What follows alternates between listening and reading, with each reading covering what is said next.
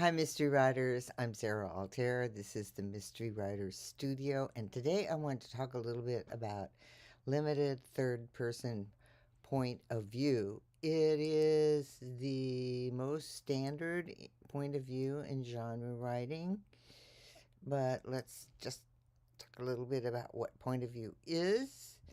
Uh, it is the voice that tells the mystery to your readers, and third person point of view allows readers to know the narrator's thoughts and experiences without directly going into their head. So you limit the perspective to one person's perspective. So omniscient point of view is something that happened a couple of centuries ago. Very often when the writer would say, and so dear reader, John blah blah blah blah blah, or what, so. But limited third person point of view is actually using the third person, he or she, and but limiting it to what they experience in your story. So Ursula Le Guin gave a great description of third person limited point of view. She said, only what the viewpoint character knows, feels, perceives, thinks, guesses, hopes, remembers, etc. can be told. The reader can infer what other people feel and think only from what the viewpoint character observes of their behavior. So everything is seen through the eyes of the character. And this is really great because third person limited point of view creates an intimacy between your readers and the characters. And even though the story is not in the first person, you can reveal thoughts and responses that allow readers to sense and feel what the character does. So, using different scenes, you can tell the story from the point of view of characters other than your protagonist, and many mystery writers do that. Let's see. Elizabeth George, Anne Cleves are two great examples of mystery writers who use limited third person point of view but have multiple characters telling the story, as it were. So one of the things that limited third person point of view does is it creates uncertainty because we only get to see, hear, feel, etc.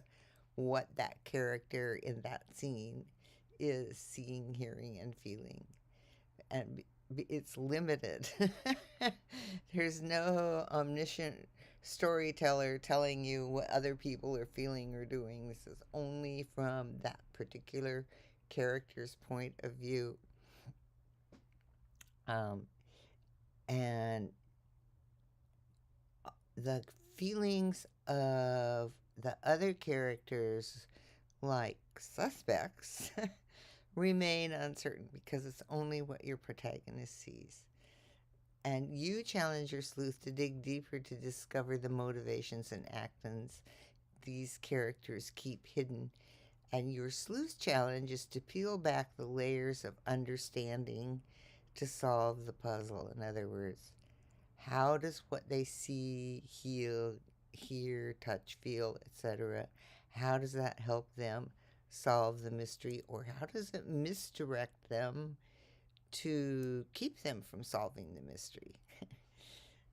When your character has limited knowledge, so does your reader, and your reader is trapped in the head of that character. And as you keep secrets from the character, you build tension for your readers. And page turning is the key to keeping readers involved, so you want that tension there. And as your protagonist encounters challenges, your reader follows along, expectant for the next discovery. So good mystery writing involves keeping your character and your reader in suspense. As the mystery progresses, your reader's perspective on characters and situations evolve because the protagonist is taking in more information. And this evolution of understanding is exactly what your mystery readers want. They're just like, oh, I know this, I know this, I know that. Oh, and I know this now too, all right? um, uh, because they see only what the character sees, your readers are tied to the discovery path of your mystery. And that is one of the reasons that limited third person point of view is such a good point of view to choose for your mystery. It feeds right into that discovery path that your reader wants to go on, right? So let's take a look at some of the challenges um, that this point of view, limited third person point of view, presents for challenges, especially for beginning writers. There's a temptation to be in a scene and head hop from this character to that character. Jim picked up the iron bar, and all of a sudden, and Jim is the narrator, right? And Jim's your protagonist, and all of a sudden, this is Jane was afraid. I'm really making this simplistic, but unlimited third person point of view, we can only know what that character knows. So if they're picking up the iron bar, they can see Jane's expression change. They can think that she is afraid, but they don't know. But we haven't gone into Jane's head.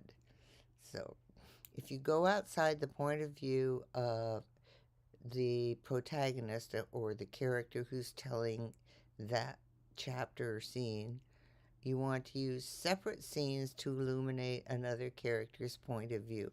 And that is why in stories like Elizabeth George or Anne Cleves, we keep getting these conflicting um, points of view of what's going on and what has happened and the interrelationships among characters, because we see from a limited point of view what suspects are thinking, seeing, feeling, and doing. So it still works. It's just that for each scene, you're in one character's head. You don't head hop. Okay. You also, if you do use different characters to narrate your story, you want to limit the number of characters you use. Besides the protagonist and the antagonist, you want to choose widely if you want to let your reader inside another character or other characters. It's going to be a big challenge for you to do all that inside stuff. So the point of your mystery is to create a puzzle for your reader. That is your main goal, and that's what you want to do. So if you feel that you can do this by going inside the heads of various characters, go for it. But remember that too many viewpoints muddies the waters of your story, and you're more likely to confuse your reader than enlighten them. Ha! So, hi, Andy. Andrew Hatchett said, Jim picked up the iron bar and thought he saw a flash of fear in Jane's eyes. Yes, that's a perfect example of how you would do that, staying within the limited third person point of view. Thanks, Andy.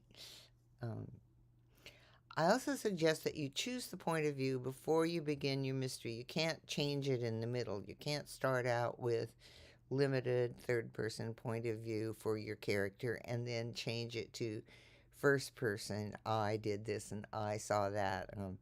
It just doesn't work. So if you have doubts, and I have done this, I have done this. I had a character and I just couldn't decide whether I wanted to do it third person or first person. So try writing the beginning of your story in the first person and the third person one to see which flows better and one to see which is easier for you, the writer, to connect with that character, and to be inside that character's head. And as for me, as I thought about the story and how it would unfold, I realized that third person limited would work better for my mystery. It is a great point of view for a mystery. Alternating between third person and first person, on the other hand, is a device some writers use. So, for instance, they may do third third person for the protagonist and first person for the antagonist. The villain is thinking to themselves, or they're keeping a diary, or um, they're thinking evil thoughts essentially. And so you get in that antagonist's head, and you're building the tension of how the detective is going to piece together what is going on to get inside that character's head and reveal them as the villain. So that is a choice you can use. And the main point I wanted to say is that um, point of view is your choice for storytelling. Third person limited point of view is a standard storytelling device in popular fiction and genre fiction, as it were. So you can use this point of view to your advantage as you create your mystery. So I hope that helps clarify a little bit about what that's like. I just wanted to mention that I know a couple of years ago there was just everywhere you went about writing there was deep point of view, and you can do deep point of view in um, limited third person point of view. You just go way into what your character is feeling and seeing and their emotional responses to the situation. Okay, I hope that helps. I want to thank you for being here and happy writing. I've been working away on my novel this week and having a good time with it. Um, so, as always, if you have any questions, leave them in the comments. I'm happy to answer questions. And I will see you next week in Mystery Writers Studio.